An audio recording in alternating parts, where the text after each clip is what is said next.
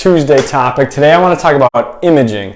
So x-rays, MRIs, ultrasounds, when to use it, when not to use it, how do we use it here in the clinic, and everything on from there. So kind of jumping off of last week, talking about assessments, that's always the most important part of the initial visit. So we're not jumping to get an MRI, we're not jumping to get an x-ray day one, because we know the assessment on the table, what we're doing in the treatment room, that's going to give us the best guide for where to go with the treatment plan.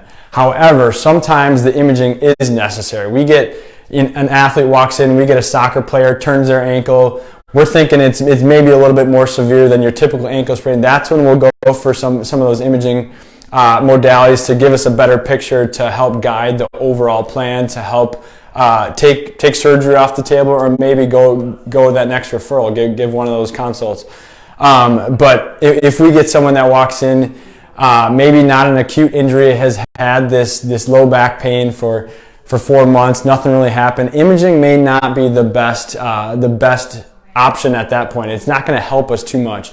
A great study came out saying getting an MRI after an acute episode of low back pain at work increases the overall medical cost of that case by $13,000. So doesn't necessarily increase outcome, doesn't help for better treatment, but can cost the overall cost of the case increases by $13,000.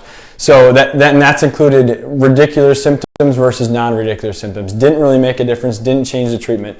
So that's a lot of times why we'll have to talk to patients on not getting imaging early. Let's go through a course of some conservative treatment, do a couple weeks of good, honest treatment, and at that point we'll kind of reassess if imaging is necessary. If they're not better, then we'll pull that trigger if we need to. But if it's not necessary, then we're sitting pretty, we're doing well.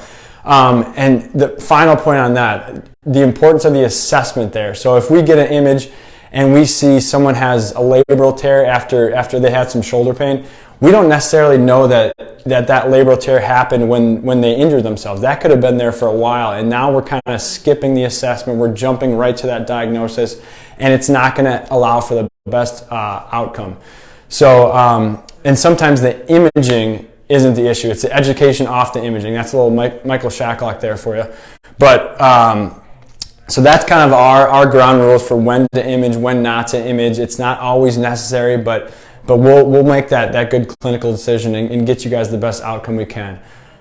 That was long-winded, but thanks for watching. We'll catch you guys next week. Have a great rest of the week.